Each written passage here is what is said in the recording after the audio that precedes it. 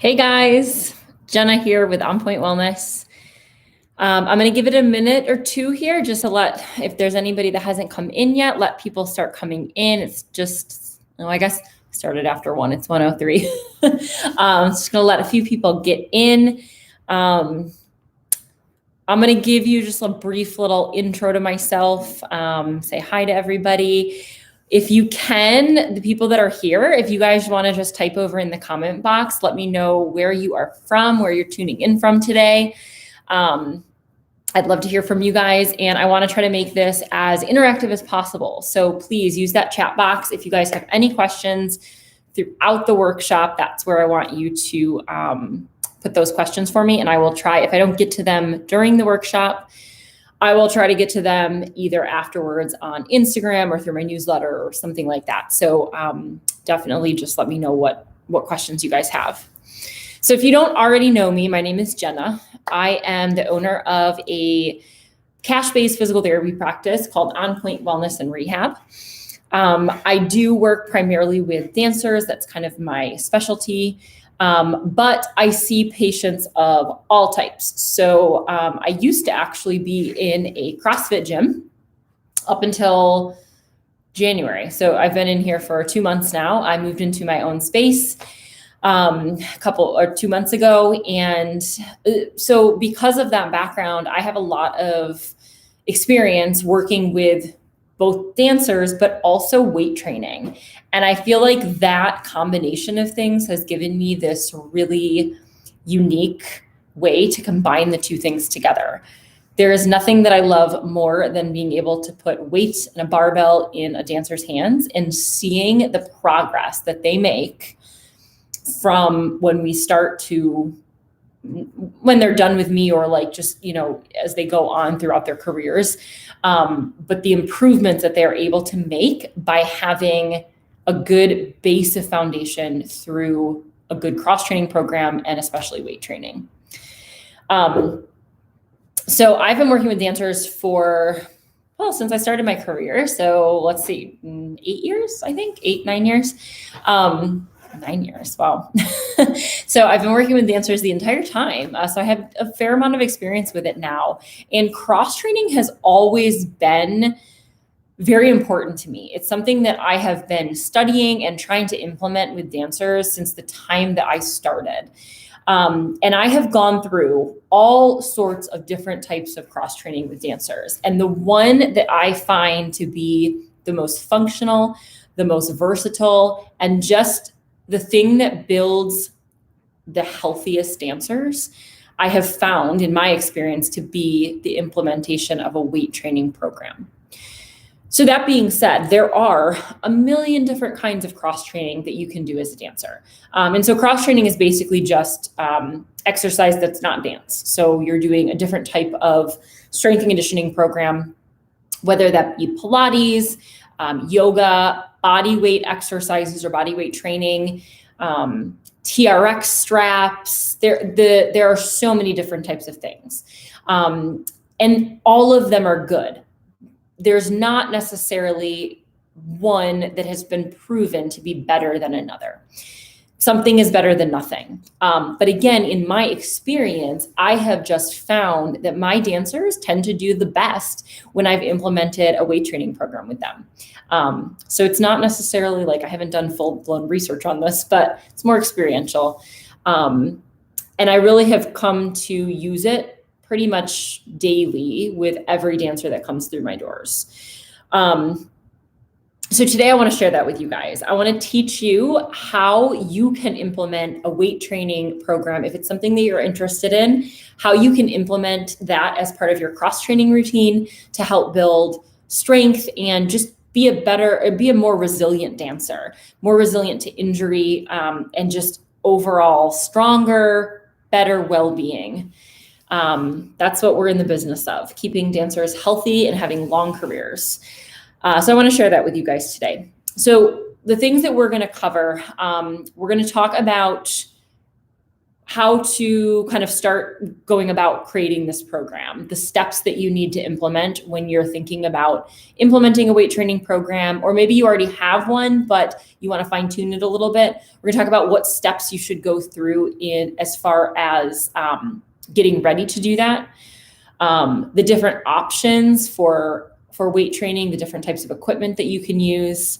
We're gonna talk about how you actually go about designing a program. Like, what are the things that we're looking at as far as progressing weights, how many sets, how many reps, all that good stuff that people always have questions about, and how to design it around your dance schedule that you already have, because I know you guys are busy and in season all the time. So we're definitely going to cover that. We are going to talk about how hard you should be pushing yourself, what's okay to progress, and when is it a sign that maybe you're getting injured. And we'll do a quick note on what it actually entails as far as training through an injury. So that's kind of the outline of what we're going to cover. Again, if you missed it, if you have any questions, please go ahead and type them over in that comment box at any point throughout the workshop. If I don't answer them as we're going, I will go back and try to answer as many as I can at the end. Type in that box right now where you guys are tuning in from, because I want to hear from you. I want to know where everybody's coming from. And without any further ado, let's go ahead and get started. So I think the biggest thing that people ask me is, why should I weight train? Why for a dancer is weight training even important? You're not having to lift weights when you're dancing. So why would you do this? And there's a lot of reasons. So the biggest things obviously are, it's going to increase your muscle strength, your endurance. It's been shown to increase coordination and neuromuscular control in dancers and non-dancers, just in anybody. It's going to help you increase muscle tone and body composition. And, not that I want to encourage you to weight train solely for appearance. However, it does help with that. I mean, toning up muscles is an added benefit to all of this. It's not sometimes, that's an important piece of it, especially for dancers when body type is unfortunately just a piece of dancing. But it's going to help you do it in a very healthy way. We're not talking about drastic measures that you're taking. These are going to be like kind of added benefits to weight training. It increases bone density, which is super important for dancers, because we know that a lot of dancers tend to have problems with bone density, whether they're going through puberty, they're having issues with nutrition, menstruation, things like that. So especially for females in general, weight training is really important as a way to build bone density. And then just all performance stuff aside and improving performance, it's going to help you just create an overall better sense of well-being. We want to develop resilient dancers that are I don't want to say injury proof, but reducing risk of injuries. But we also just want you to be healthy. So it's not always about just injury, but think about like long-term in your life where you want to end up. You want to develop these healthy habits now so that you don't struggle with things down the line, obesity and heart disease and all these other things that so many people in this country struggle with.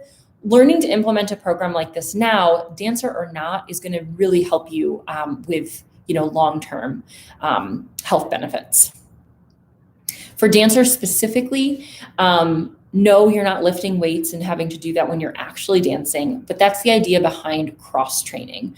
So cross training is essentially working the muscle groups that you don't necessarily work during your sport, and then also working muscles that you do because you want to prep your body for your activity. But it also provides this really nice balance of muscle strength that you don't get when you are working out in your sport or participating in your sport itself. So a really good example is dancers use a ton of turnout. And they don't really do as much in turn in. Now, of course, that depends on the type of dance that you're doing. And so we develop a lot of strength in the external rotators, but maybe that then creates this imbalance of being weaker, or there's more restricted movement into internal rotation. And we need that balance in order to create a healthy hip joint. So cross training is going to help with that. something that I always tell people is you are only as strong as your weakest link.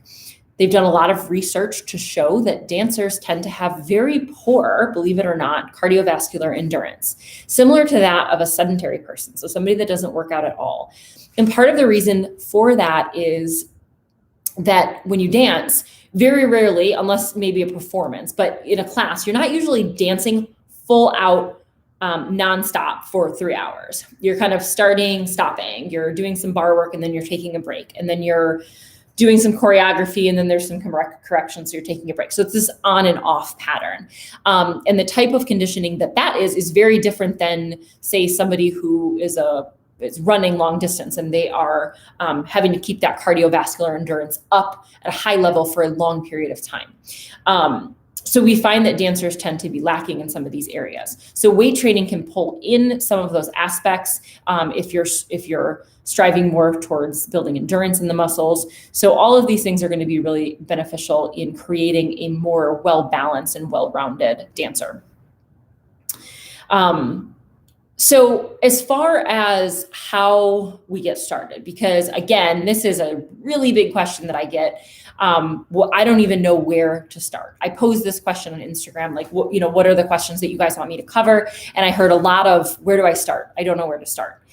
And I think that the reason for that is that traditionally, weight training has not been a staple of cross training for dancers, with the fear that with weight training comes bulking up. And first of all, before I even get into designing this program, I just want to set your fears aside that really is not going to be something that I want you guys to worry about. Bulking up when you're lifting weights is actually very difficult to do. So what bulking up means is basically creating hypertrophy in the muscle, so increasing muscle size. In order to achieve the look of, say, a bodybuilder, somebody who's really trying to bulk up and actually trying to bulk up, or a football player, they're on a very specific weight training program with a specific number of sets and reps and how to progress, how much weight to lift. And there's a huge piece of nutrition in bulking up. So the average person working out a couple times a week, weight training a couple times a week, does not need to worry about bulking up. With the traditional dance cross training forms, they've always looked for things that are helping create those nice long lines and toning effect, which is true. And it's very important. That's why something like Pilates is still highly beneficial. But there is a piece that's missing out of these other forms of cross training. Something that we don't get by adding the extra resistance on. When you lift against resistance, you're going to build, research has shown that you're going to build muscle mass. Well, I don't want to say mass and scare you about bulking up again, but you're going to increase muscle strength, and you are increasing muscle mass on the inside, not necessarily something that's going to give you the bulking up effect. But you are increasing the amount of strength that you can produce within that muscle. The more strength you have, the less fatigue that you're going to come across, and then also the less injuries, hopefully, that you are going to suffer. So definitely, I want you guys to not worry too much about bulking up. The idea of weight training that we are talking about is not going to put you in that category by any means. So needless to say, this is why I think a lot of dancers are like, I have no idea where to start. What do I do? So when we are looking at developing a program, there's kind of like a couple little steps that we are going to go through. And the first one is going to be making sure that you're setting goals. We'll talk about each of these as well. So making sure that you're setting goals so that you're addressing what you think you're addressing, or you're addressing what you want to address. You have to determine then what muscle groups, based on your goals, you have to determine what muscle groups that you need to be strengthening. And from there, kind of what exercises you're going to pick based on that. Then you have to set your training frequency. So how many times a week are you going to actually go about doing this program? Then you're going to set the training volume. So how many sets and reps are you going to do, and how much weight, how much load are you going to use when you're actually weight training? And then the last step is, how are you going to progress yourself? When do you know when it's time to increase what you're doing? So we're going to kind of break down each of these steps and talk a little bit more about what it means in each. So the first and really the most important thing is that you are setting goals. And whether, with weight training, something that I definitely recommend to you guys is not necessarily trying to jump into this completely by yourself. This workshop is helpful, but it's only a jumping off point. So I would recommend trying to catch up with a physical therapist, athletic trainer, personal trainer, somebody that can help you do all of this. But anybody who you see, the very first thing that they're going to do with you, or one of the first things they're going to do, is ask you, what are your goals? What are you trying to get out of this? And those goals are what is going to determine the rest of your program.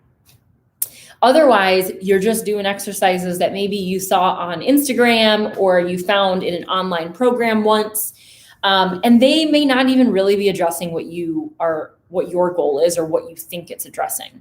You have to know, like, what is your end result? What do you want to get out of this? So what I always recommend, and you guys can even work through this with me right now and write it down as we go, but what is your end goal? What are you trying to gain? If you are about to implement this weight training program, and it may not be one thing, it may be a couple, but like, what are the things that you want to achieve?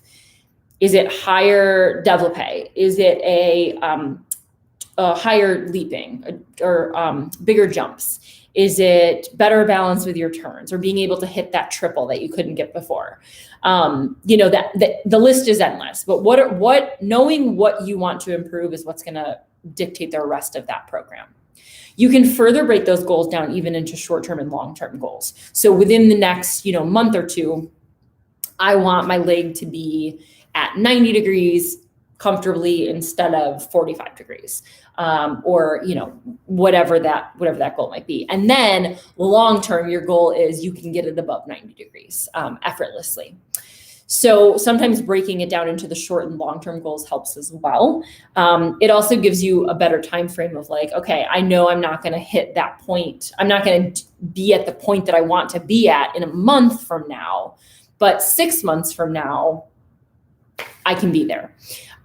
So breaking them down that way is really important. I do recommend keeping these somewhere and writing them down. Put them in a journal, grab a piece of paper, just don't lose it. A planner, if you've got a planner, put them in your phone, whatever you need to do, write those goals down somewhere. Not only so that you remember what the goals were, and sometimes you need to refer back to them to make sure that your program is still achieving those things, but it's also going to keep you accountable. Like, looking at that piece of paper and saying, oh gosh, by June, I said I wanted to be able to do whatever, and I'm not there yet.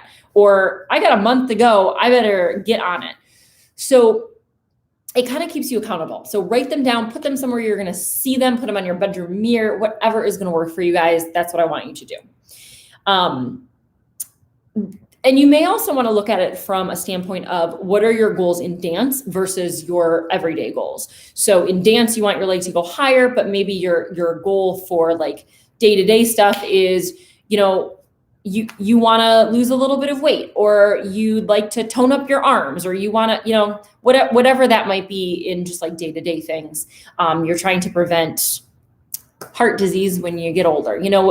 Any of those things are very realistic goals to set. And again, knowing what you're really doing it for is what's going to keep you accountable. All right, so you set your goals, you know what you want to work on. Then you have to determine how you're going to do it. So before the next step that I kind of outlined for you guys was determining what muscle groups and what exercises to choose. Before I get to that, I'm going to kind of jump back a little bit and talk to you about the different types of weight training that you can do, because this will help you dictate your exercises. So you do have to look at what is accessible to you. Do you have a gym membership? And most gyms are going to have your standard equipment. So barbells, bumper plates, which are what go on the barbells. Pretty much every gym is going to have that. We've got kettlebells and free weights.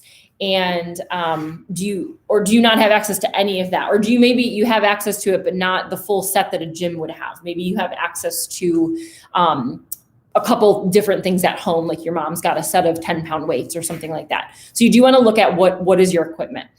If you don't have access to any weights and you only have access to resistance bands, that's also going to be something you want to look at. If you are going to implement a weight training program, obviously I would recommend getting some weights, but I also know right now getting weights is challenging. So there are some ways that you can do this with resistance bands, which we will chat about kind of later on. But kind of look at your setup, your equipment. Is it a gym membership? Is it something your friends have, and that will help you dictate how you can arrange your program.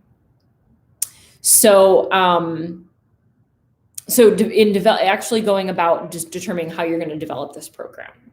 So we've got our goals set. Now we're going to determine what muscle groups you want to work on. Now for this piece, this is where working with somebody who knows what they're doing is very important. So a physical therapist, a personal trainer, an athletic trainer, a strength and conditioning coach, anybody like that. If you do have a gym membership, a lot of times you can get a session with their personal trainer. Sometimes the sessions are even free when you sign up for a gym membership. They are going to assess you where you're starting. So when I have a dancer come in, I'm looking at strength measurements. We're doing some functional testing. We're looking at, can you do the base movements of a squat and a deadlift with or without weight? So we're getting a baseline of where you're starting. That is going to be extremely important in moving forward and developing your program, because we want to make sure that your program is truly assessing your weak areas or your muscle imbalances. Now, that being said, if you're not doing a rehab program, yes, we always want to address our weaknesses, but with a rehab program, we're really focused on those weaknesses. With a general weight training program, we're a bit more focused on kind of full body. We're getting upper, we're getting lower. You're kind of hitting all the muscles no matter what. But you do want to make sure that you're not training around a weak muscle, because a lot of times we naturally will not train the exercises that feel challenging because we're weak there. And so it's not as fun. But often those are the exercises you should be doing. So you do want to get that information from somebody. What are the muscle groups that you personally should really be focusing on? It's also important, it's not completely necessary to set up a consultation with somebody who specializes in dancers, but it is going to be a bit more beneficial if this person has some sort of experience with dancers, because they understand the demands of dance. And because it's not like any other sport. And we're less concerned about maybe agility movements that a soccer player would be concerned about, or, what muscle groups dancers really need to make sure that they're strengthening. So that is important to kind of understand what are the demands of your work, your sport, and how do you make your training program line up with those demands? And then how do you implement your weak areas into all of that? So this is the important part about working with somebody, at least getting them, getting some assistance setting up your initial program. You don't need to keep working with them necessarily, but help them, or you want a little help setting up your program. Side note, if you are local in Virginia, this is something that I do. You do have to be within the state that I'm licensed, which is Virginia. So if any of you guys are looking for somebody to help you set up a program, this is part of what I do. So definitely reach out to me. You don't need to be in Northern Virginia. You can just be within the state of Virginia, and we can do it virtually even. So side note, if you guys are interested about that, give me your email over in the chat box and I will happily reach out to you. Or you can always feel free to reach out to me as well. Okay, so once we have got that down, the next, so you know what muscle groups you want to address. Then we have to determine what exercises are you going to do based on those muscles. Now, we are not going to go through the ins and outs of all the different exercises because there are 1,000,001 exercises. There is absolutely no way that I can teach you guys all of that all in one workshop. Possibly in a future workshop, we can go through some of that if you guys are interested, but we're going to focus more on actually developing the program. So most important thing is we've got our goals. Our exercises are going to match up to our muscle groups are going to add up to, match up to what our goals are. And then our exercises are going to match up to what muscle groups we know that we need to target. Now, As far as the actual movements of the exercise go, I want you guys to remember, as we do start adding weight, the number one most important thing that you need to do first is understand how to do the movements unweighted. So you need to understand the basics of how to squat. Kind of like I look at like there's these like key functional movements. So squat being one of them. You need to know how to do it correctly and make sure it doesn't hurt. You're not compensating. Deadlift, that's another really big functional, foundational movement. You need to know how to be able to do that. Bench pressing is another one. Now, do I use a ton of bench pressing in my dancers? Not necessarily. I still think that that's again, a foundational exercise. You should still know how to do it. A rowing motion or kind of engaging those mid-back muscles. That's going to be a foundational movement that you understand how to engage the right muscle. And so we have a few of these kind of really big things. Again, a professional is going to be able to go through these movements with you and really teach you how to hone in on the right form and the technique. Again, this might be a future idea for a workshop, actually breaking down how to do a squat, how to do a deadlift, all of that. So stay tuned. But you have to understand the basics of movement. If you just weight something and you don't really know how to do it, that's when you're going to be at risk of injury. So you really want to make sure you understand those movements. The other thing, we're going to start talking about how often to train. I want you guys to understand weight training is not about the short-term gains, okay? It's more long-term. You're not going to see an instant change when you start implementing weight training. In fact, they've done studies to see like how long does it take before we actually start to see muscle changing, getting stronger, getting bigger, all of that. And it takes, and this is an average, but it takes, I would say, at least 4 weeks of consistent weight training before, and so like more than once a week, before you start to see those changes happening. 4 to 6 weeks is what I usually tell people. That's a long time. That means you could be doing this program for 4 weeks before you really start to feel like, gosh, I'm actually getting stronger. And that's okay. And it's normal. And there is nothing to worry about. Now, if you're somebody that has already been weight training and doing this a little bit, you may feel those effects a little quicker. But somebody that's never done weight training before, you may not feel like you're getting that much stronger until you really start to get into it. So that means that you can't only commit yourself to this program for 4 weeks. That's only to start seeing the gains, right? In order to see long-term gains, you need to commit yourself to this for a long time, if not lifelong. I think everybody should be doing some form of weight training throughout their entire life. It's going to help you, later on, just again, stay healthy, stay mobile. But this is not a short-term thing. So if you don't see the changes right away, I don't want you to get frustrated and shy away from it. I want you to keep going. It will start to get better, I promise, until you change it up again and put more difficult exercises in there, and then it gets hard again. But this is about developing those lifelong exercise habits, okay? So when we do start talking about how often are you going to strength train, well, it's going to come back to your goals and what's accessible to you. So you obviously have to make sure that you have access to your equipment and stuff first, however many days you want to go for. But it's really going to come back to what are your goals, okay? What are you trying to achieve? We kind of have a general way that we look at how many times to train a week, depending on what kind of, again, your general goals are. And also the level that you are used to weight training at. So if you are a beginner at weight training, you're probably not going to be doing it as often per week. So 2 to 3 times per week is about an adequate amount for a beginner weight train, someone that's never weight trained before. This allows rest time between days because there will be a curve where you're going to get sore from this, and that's okay. That's normal. But you need to program in rest days. That's extremely important to prevent overtraining and injury. So 2 to 3 times a week for a beginner. If you're somebody that has done it before, and you maybe are doing it right now, kind of an intermediate, you could go 3 to 4 days a week. If you're somebody that has been weight training for a while and you would put yourself more in that advanced category, that's when you can start training more like 4 to 6 days a week.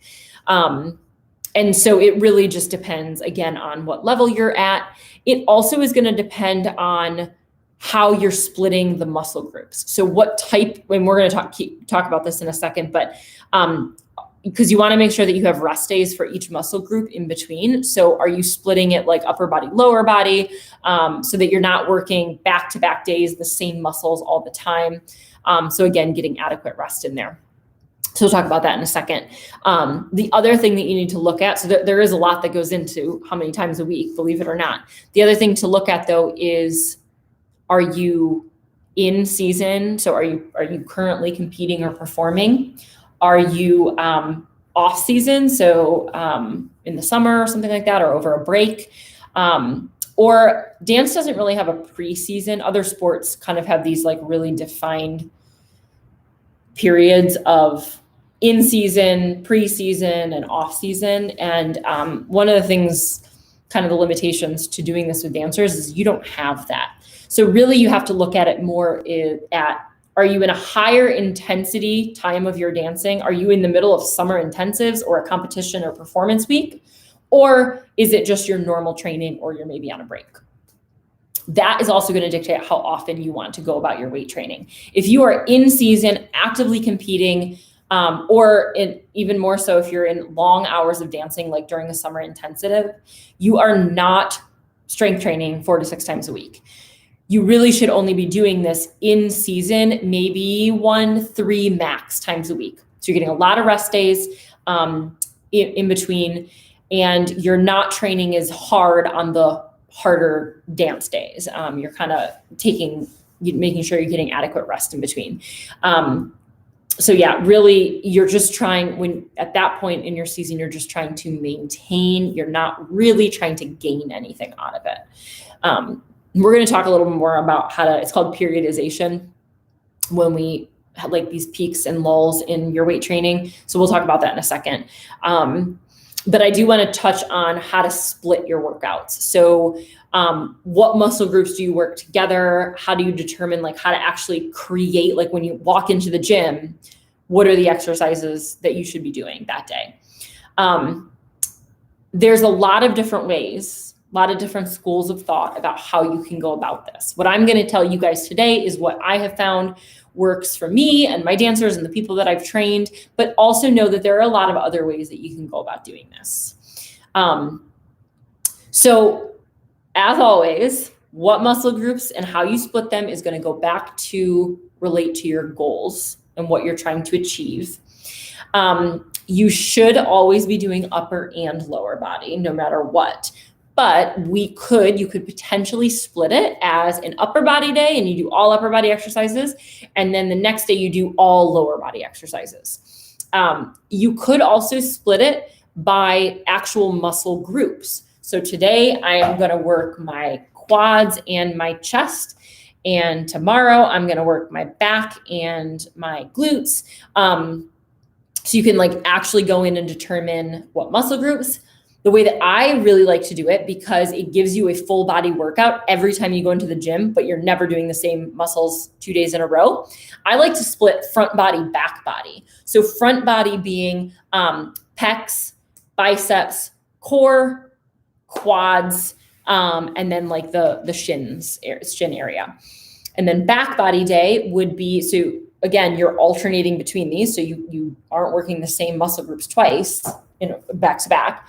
Back body would be your back, upper and lower, your triceps, your glutes, your hamstrings, and your calves. I just feel like it's a really easy split to comprehend. It makes sense. You get adequate rest in between. So I do, and it's full body every time you walk into the gym versus all arms or all legs. So I do really like to do that. A lot of my dancers, that's the kind of program that I put them on. So that's a good way to do it. And if you know what muscles are on the front of the body and what are on the back of the body, you can then choose any exercise that is going to hit those muscles.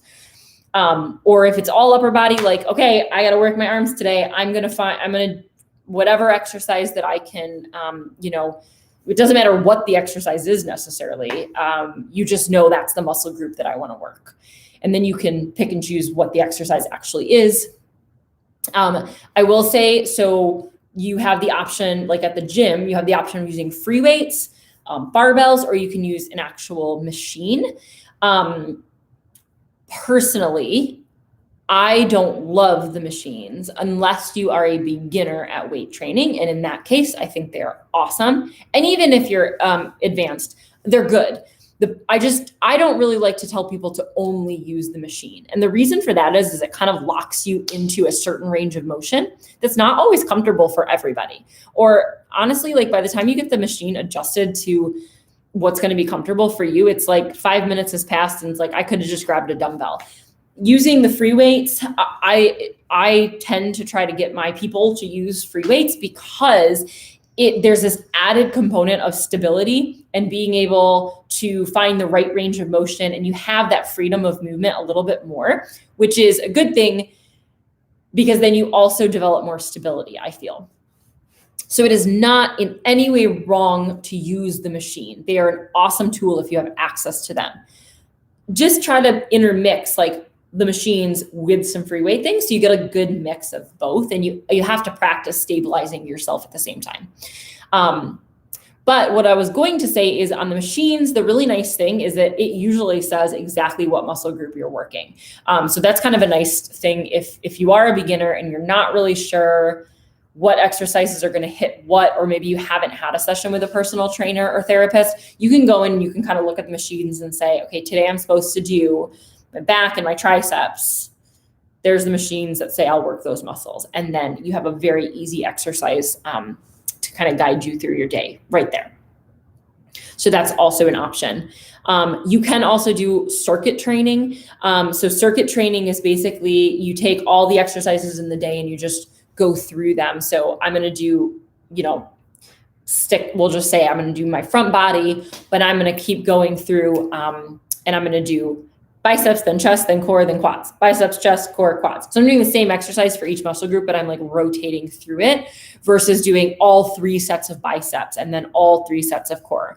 So that's an option as well. That's going to get you, especially if you don't take breaks, that's going to get you a little bit more cardiovascular endurance in there. So that is also an option for when you do walk into the gym. When we start to talk about how many sets and reps to do, I don't want you guys to get too hung up on this, and I don't want you to overthink it. Because again, there's a lot of different ways that you can go about doing this. We have some general guidelines that we go by, and really that is going to be enough for you guys to know. If you want to learn more about this, work with a professional, but don't get too hung up on this. So the general rule of thumb is that if your goal is to build more muscular endurance, you are going to do more repetitions at a lighter weight. If you're trying to build more strength and power, you are going to do less repetitions at higher weights. Okay, so I'm going to say that one more time. General rule of thumb. If you're trying to work on muscle endurance, you are going to do high repetition, lots of reps, like greater than 12 to 15 reps with a low amount of weight, 5 pounds. If your goal is more strength and power, you're going to reverse it. You are going to do low repetitions, 5 to 10, not even 10, sometimes 10, 5, 10, 5 to 8 to 10, something in there, with heavy weight because you're trying to get stronger. So 20 pounds or whatever that is for you. That's kind of the general rule of thumb that strength and conditioning has followed. Now, that being said, the more research comes out, the more that we learn about this, that doesn't necessarily always hold up to be exactly true, which is why I don't want you guys to get hung up on this. You can kind of use that as your general rule of thumb, but finding somebody who can really go through that with you is going to be the important part. If you're doing it on your own, just kind of use that as your guideline. So as far as like the actual number of reps, kind of like I mentioned, it can vary. And it also depends on how much weight you're going to be using, because you don't want to do really high reps at a really heavy weight. And you don't necessarily want to do really low reps at a really low weight either, because that's not going to give you too much. You kind of want to find this balance in between. So if you're trying to build up strength, you're going to do less reps because you're using heavier weight. So, and a lot of times you'll see people only doing like 5 or 6 reps of a heavy weight. For dancers, what my recommendation generally is, and everybody is different, but I tend to stick somewhere in that 3 to 4 sets of 10 to 12. You're able to get some strengthening out of it. You're also able to build a bit of endurance. So somewhere in that is like the general recommendation that I have. 3 to 4 sets of 10 to 12 reps of each exercise with a moderate amount of weight. And we'll talk about how to find the weight as well. But that's kind of like generally what I recommend. I don't really want my dancers, especially in season, doing really heavy loads, because I don't want them to get hurt, first of all, especially in season. I don't want them getting hurt. And it also isn't extremely functional for a dancer. Weight training is important to build up that base level of strength. But you're not bodybuilding, you're not power lifters. So finding just the right amount of strength that is going to improve your performance, but not become detrimental to it, is really important. So as far as like how much weight to use, this is always kind of a sticking point for people. Now, again, I don't want you to get too wrapped up in this, but if you do work with a professional, one thing that we look at is kind of the gold standard for determining how much weight you should be using. And then again, you kind of tailor it to your goal, but we use something called a 1 rep max. Basically what that means is it is the amount of weight that you can move one time without compensating. So for instance, a squat, if I'm 1 rep max testing somebody, I'm going to get them a barbell and I'm going to have them, we're going to slowly kind of up the weight until they can only do 1 repetition of it. And then it's too heavy and they can't do any more than 1. That's the amount of time you can move the weight once. And then you're going to train at a percentage of that 1 rep max. If you are doing this on your own, do I recommend 1 rep max testing? Absolutely not. This is not something that you would ever do without the assistance of a professional. So that's super important to know. Don't try to 1 rep max yourself. But if you do go somewhere, a lot of times that is the standard that they're going to use to find your weight at. Now, if you aren't working with a professional, how do you figure it out? Honestly, some of it is going to be trial and error. You want to find weights that are challenging, but not that are going to compromise form, and you can still get through your full, 3 or 4 sets, whatever you've set for yourself. And you may notice like, oh, I set the wrong way. Like this was way too heavy. Or you might get through through all 4 sets and be like, well, that was so easy. I didn't do enough today. No big deal. Just fix it next time. So there is some like trial and error there, and that's totally fine. But in general, when you are choosing a weight, to know that you're doing enough weight, it should feel more challenging on rep 10 than it did on rep 1. If it feels exactly the same throughout the whole thing, probably not doing too much. And the 3rd set should definitely feel more challenging than the 1st set. If you get through 3 sets of 10 and you're kind of like, I could do more, you probably should go up in weight. So there's a couple different like really easy things that you can think about. The first just being, okay, so you get through your 3 sets of 10.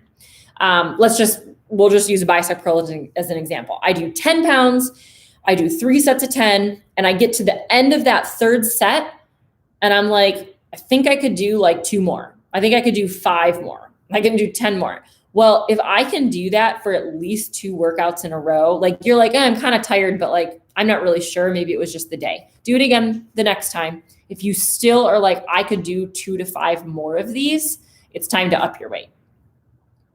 So that's one really easy way to do it. The other way that we kind of think of that is something called reps in reserve, meaning you're choosing a weight that by the end of your designated sets and reps, you could potentially do 2 more, but not really any more than that. That's going to prevent you from what we call training to failure. Training to failure means like you get through that last set and you can't even finish because you fail on it. We don't always, I don't recommend training to failure on my dancers most of the time, because that's going to create some overtraining. Not always, but oftentimes. But if you kind of can do, like, you're like, I could do like 1 or 2 more of these and that's about it. That's 2 reps in reserve. That's probably a pretty good weight to be at. If you think you can do 2 or more reps of something consistently for 2 or more workouts, up that weight. The amount to up it really is going to depend on the exercise. So for smaller muscle groups, you don't want to increase as much, maybe like 2.5 pounds, maybe 5 pounds. For bigger muscle groups, so like arm stuff, like 2.5 to 5 pounds, you can increase it. For bigger muscles, like the legs, our legs are stronger than we think. You can usually jump up in weight 5 to 10 pounds, maybe even 15 pounds, especially if it's a double leg exercise versus a single leg exercise. So it really just depends on what the exercise is and how challenging it was at the weight that you were using previously. So that's kind of how I tell people to self-progress themselves. Now, again, if you're working with a professional, they're going to have their own ways of assessing when you are going to be able to go up in weight. But no matter what, you are the only person that knows what it feels like. So you have to be kind of honest with yourself. Either way, never sacrifice form. That is the most important piece. Maybe you do go up in weight, but you had been doing maybe 4 sets of 10. And you decide you're going to increase the weight and you get to the 3rd set and you're not looking so good anymore, that's okay. Stop at 3 sets. It's all right because you went up in weight. You still progressed, but maybe you can't get that 4th set out that day, and that's all right.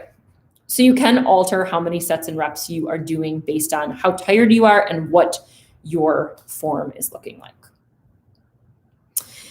All right. So the last thing that I kind of want to cover then is this idea of periodization. And the reason that I want to cover this is it is challenging in dancers. I believe that this is the biggest limitation of using weight training with dancers. So if we think about a normal, or not, kind of just like any other sport, football, basketball, whatever, there is a very clear-cut season. So I kind of already touched on this. There is an off season where they're doing nothing and they're just cross training. There's a preseason leading up to the season, and then there is in season. We don't really have that in dance. Dance is kind of like go, go, go all year round, not a lot of time off. Oh, I get 1 week off after recital, but then I start my summer intensive a week later. And then I do summer intensives for 4 weeks and I get 1 more week off, and then I go into classes. So it's really, really tough. The reason that so periodization is basically just altering your training schedule based on the time of year and what kind of the rest of your life is looking like. And it helps you prevent overtraining. Because if you train at a really high intensity and you're always trying to build strength nonstop, that's when you're going to be at risk of injury or what we call overtraining. And overtraining generally leads to burnout or injuries. You can't train at a high level all year round. You also can't train at a really low level all year round, because then you're not going to improve. You're not going to progress in any way. And so we have to find, it is a delicate balance, but we have to try to find that balance. It's very challenging in dancers because there is no off season. There's kind of a regular time, and then there's I'm in show week or competition. Or you're a professional dancer and there's a little bit more of a season when you're a professional dancer than there is when you're like in high school or college or something like that. So you have a little bit more room for periodization there. But, in general, there just isn't that structure in the dance world. And so we have to find ways, and this has been a challenge always with cross training, weight training or not, but how do we find ways to work around that schedule? In general, when you are in season or performance time, you are not really doing much weight training at all. Now that can vary. So if you are say you just have a performance week, like a show week, I don't tell anybody to weight train during that week. And actually leading up to that performance, maybe 2 weeks prior, I have them start tapering off on how much weight training they're doing. Once a week max, but kind of prepping their bodies to be able to go into show week, because the dancing is increasing, so the weight training is decreasing. That way we're creating that balance. We're not going to overtrain. You go into show week, no weight training. You do not want to get hurt during that performance week. And then because you were dancing at probably a pretty high intensity during the show, the week after, take a break. Take a week off, no weight training. And then you can start to ramp it back up. It might be a little different if you are like a professional dancer, or you're dancing in a show that's over a long period of time. In that case, you can still weight train during that, because say your performances, your show is running for a month or longer sometimes. If you are in season truly for that a long period of time, if you don't strength train at all, you're not going to get stronger. And then we undertrain. So during that period of time, anywhere between 1 to 3 days maximum on weight training. But even then, you're not lifting heavy. You're doing lighter loads, maybe more reps, less weight. So you're not going to still run into that problem of overtraining and injury. So there is some playing around with that we have to do. Again, super important that you work with somebody who understands dance in that respect. Maybe not dance, but even, somebody that understands athletes and what periodization is, to help you figure out what that should look like for you. So nothing that I want you guys to worry too much about, especially if you are just starting out on a weight training program. This is not really something that should be in the front of your mind, but it is something that you should know about. Definitely don't go into show week trying to weight train. Let your body take some rest. So then just the last quick note that I want to make is about weight training with injuries. This was actually also the second most common question that I got when I asked on Instagram what people wanted to know. And so I got a bunch of things that said, I'm coming off of an injury. How do I get back into it? Or should I be training through an injury? The answer is it depends. So it depends on what your injury is. It depends on where you're at in your recovery process. If you are actively injured, an acute injury, should you be straight out weight training? Not necessarily, or at least not the body part that is inflamed and there's an acute problem. Can you continue to exercise? Yes, but your program is going to need to transition over more to like a rehab style program versus just a straight strength and conditioning program. So you are going to need to seek out for sure help of a professional on that. Go to your physical therapist, your local dance PT, reach out to somebody, whether even if you have to do a virtual consult, but to figure out, to get that body part evaluated and determine if it truly is an injury and if you're at a risk of hurting yourself further if you continue that weight training program. Now, it doesn't always mean you have to completely stop. In fact, I very rarely tell somebody to completely stop. I usually am pushing people to keep doing something, but we are modifying what they're doing. So it does not mimic their traditional program anymore. If you are coming back from an injury and wanting to get back into the gym, again, the best thing that you're going to do is be talking to your physical therapist about how to develop that program. So for instance, when I am seeing somebody in the clinic for an injury, the end towards, at some point in that rehab program with me, their program starts to transition over from a traditional physical therapy rehab program into more of a strength and conditioning style program. So their workouts start to slowly mimic what I'm going to want them to continue doing in the gym. We're adding more weight, we're adding more intensity, more load, and it slowly is ramping them back up to that point where then they can go on their own and do it. So you just want to make sure that you're doing it progressively. You're not overloading all at once, but you're taking those nice controlled steps to get there. And you should absolutely be doing it under the assistance of a professional. All right, so there's a lot of information on weight training. If you can't tell, I'm super passionate about this. I absolutely love helping dancers implement this into their training. So if you have any questions at all, surprisingly didn't get any questions in my chat box today. So if you have any, send them real quick.